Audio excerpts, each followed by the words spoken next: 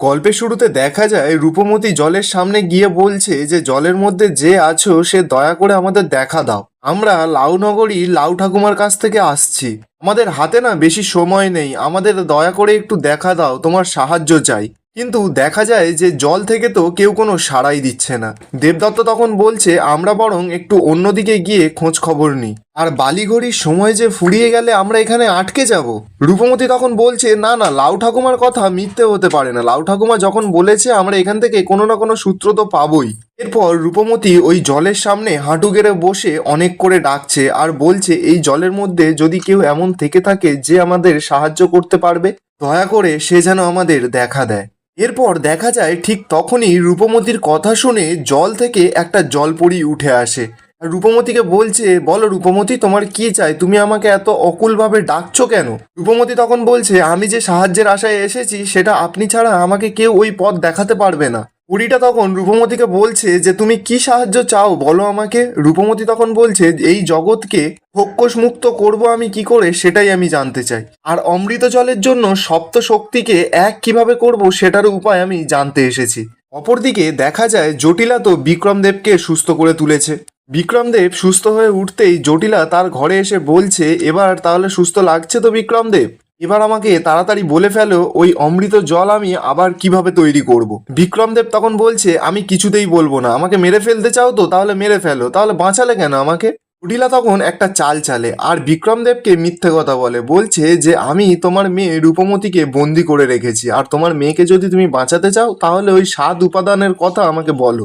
জটিলা তারপর মায়া করে একটা ভুলভাল আওয়াজ রূপমতির বের করতে থাকে। এখানে শোনা যায় রূপমতি তার বাবার থেকে সাহায্য চাইছে বাঁচবার।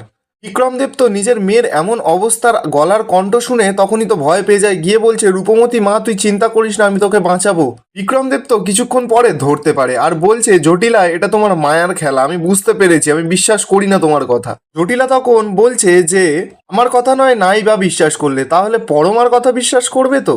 এদিকে তো পরমা জটিলারই দলে। পরমা তখন মহারাজকে বানিয়ে বানিয়ে বলছে যে হ্যাঁ মহারাজ, রূপমতিকে এই জটিলা বন্দি করে রেখেছে। এরপর বিক্রমদেব তো তার কথা বিশ্বাস করে নেয়। সে বলছে যে না না, আমার রূপমতিকে বাঁচাতে হবে। জটিলা তখন বিক্রমদেবকে বলছে কি বিক্রমদেব এবার মুখ খুলবে তো? বিক্রমদেব তখন বলছে হ্যাঁ আমি সব বলছি। অপরদিকে দেখা যায় রূপমতি সেই পরীটাকে বলছে যে ওই সপ্ত অমৃত জল আমি কিভাবে উদ্ধার করব, ওটাকে আবার জোড়া লাগিয়ে কিভাবে আমি অমৃত জলটা তৈরি করব।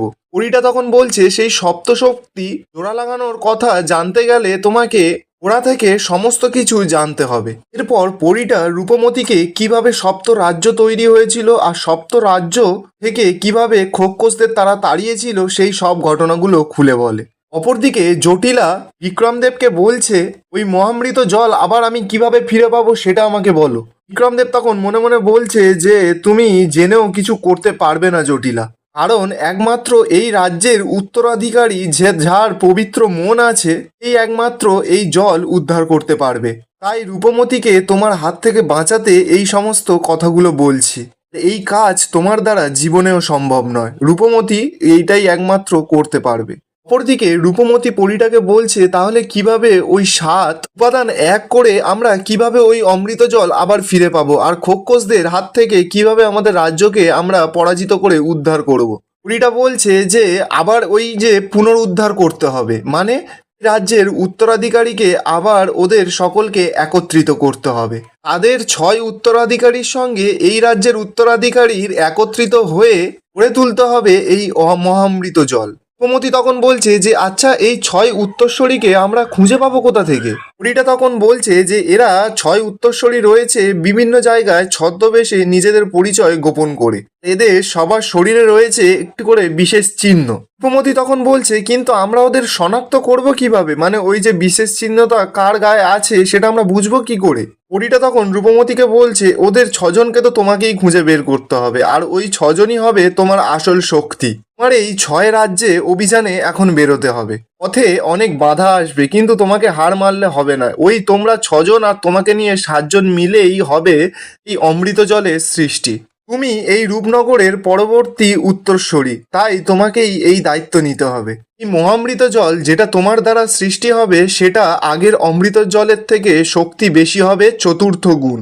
আর এই জলের শক্তি যার হাতে থাকবে সে এই পৃথিবীটাকে চালনা করবে। তোমার জন্মই হয়েছে এই পৃথিবীকে ন্যায়ের পথে চালনা করার জন্য, শুভ শক্তিকে অটুট রাখার জন্য রূপমতি, আর অশুভ শক্তিকে এই পৃথিবী থেকে বিনাশ করার জন্য।